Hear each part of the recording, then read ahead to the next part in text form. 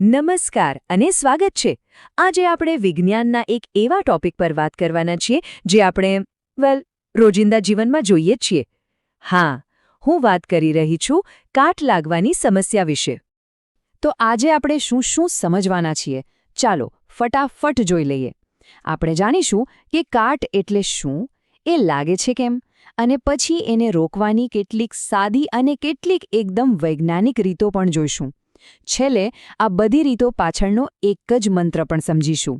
તો સૌથી પહેલાં આપણે એ સમજીએ કે આ કાટ, જેને આપણે વિજ્ઞાનની ભાષામાં ક્ષારણ કહીએ છીએ, એ ખરેખર છે શું અને આપણા માટે આટલી મોટી માથાનો દુખાવો કેમ છે.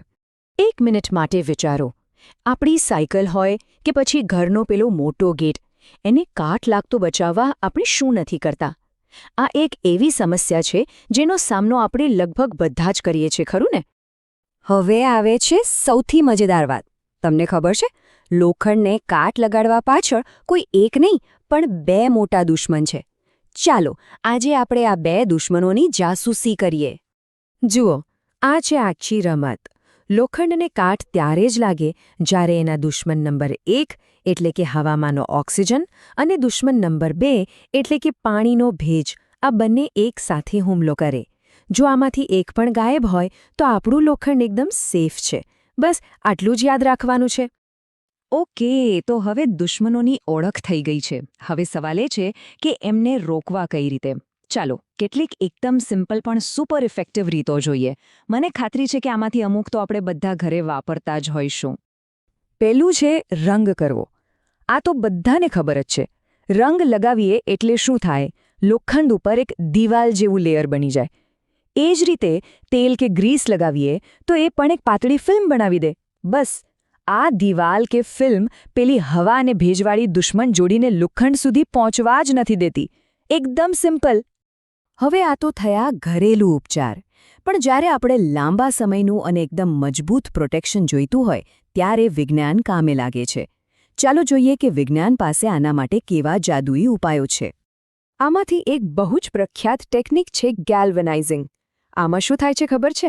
આપણે લોખંડને એક બીજો મેટલ, ઝિંક એટલે કે જસતનો કોટ પહેરાવી દઈએ છીએ, જાણે લોખંડને એક રક્ષણાત્મક જેકેટ પહેરાવી દીધું હોય.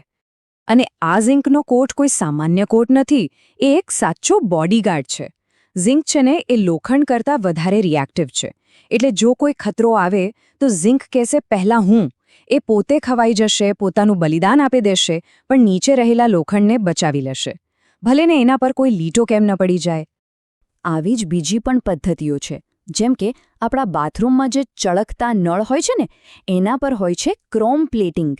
એ જ રીતે એલ્યુમિનિયમના વાસણો પર એક ખાસ પ્રોસેસ કરવામાં આવે છે, જેને કહેવાય એનોડીકરણ. આનાથી એના પર ઓક્સાઇડનું એક મજબૂત જાડું પડ બની જાય છે, જે એને બચાવે છે. સારું, અત્યાર સુધી આપણે લોખંડને બહારથી બચાવવાની વાત કરી. પણ શું એવું કંઈ થઈ શકે કે આપણે લોખંડને અંદરથી જ એટલું મજબૂત બનાવી દઈએ કે એને કાટ લાગે જ નહીં? મતલબ ધાતુને જ બદલી નાખીએ તો? હા, બિલકુલ થઈ શકે. અને એનો જવાબ છે મિશ્ર ધાતુ, એટલે કે એલોય. આને તમે એક સ્પેશિયલ મેટલની રેસિપી સમજી લો. જેમ આપણે રસોઈમાં અલગ અલગ મસાલા નાખીને સ્વાદ બદલીએ છીએ, એમ અહીંયા એક ધાતુમાં બીજી ધાતુઓ કે અધાતુઓ મિક્સ કરીને એના ગુણધર્મો જ બદલી નાખવામાં આવે છે. અને આનું સૌથી બેસ્ટ ઉદાહરણ કયું? Stainless steel. આપણા બધાના ઘરમાં હોય જ છે. આ શું છે? આ એ જ લોખંડ છે, પણ એની રેસિપીમાં થોડું નિકલ અને ક્રોમિયમ ઉમેરી દીધું. અને પરિણામ? એક એવી મજબૂત ધાતુ તૈયાર થઈ જેને કાટ લાગતો જ નથી. સિમ્પલ. અને તમને જાણીને નવાઈ લાગશે, આ કોઈ નવી ટેકનોલોજી નથી.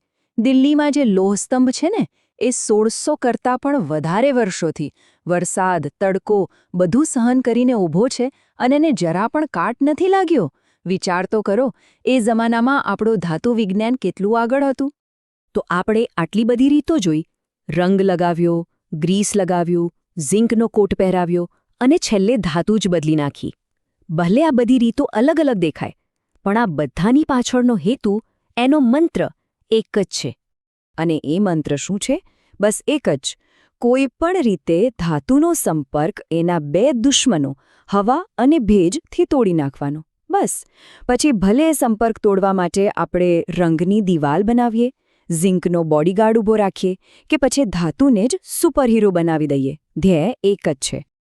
પણ આ બધું જાણ્યા પછી પેલો દિલ્હીના લો સ્તંભવાળો વિચાર પાછો મનમાં આવે છે ને કે આજથી 1600 વર્ષ પહેલાં એ લોકો પાસે એવી કઈ ટેકનોલોજી હતી, એવું તો કેવું જ્ઞાન હતું કે એમણે કાટને હરાવી દેવી ધાતુ બનાવી દીધી. ખરેખર આ સવાલ આપણને વિચારતા કરી મૂકે છે. તો આશા છે કે કાટ લાગવાની આખી પ્રક્રિયા અને એને રોકવાના ઉપાયો વિશેની આ જાણકારી આપને ગમી હશે. જો આ સમજૂતીથી કંઈક નવું શીખવા મળ્યું હોય તો Sanjay maths and science academy ચેનલને લાઇક, શેર અને સબસ્ક્રાઇબ કરવાનું ભૂલતા નહીં. આપણે ફરી મળીશું એક નવા વિષય સાથે. ત્યાં સુધી આવજો.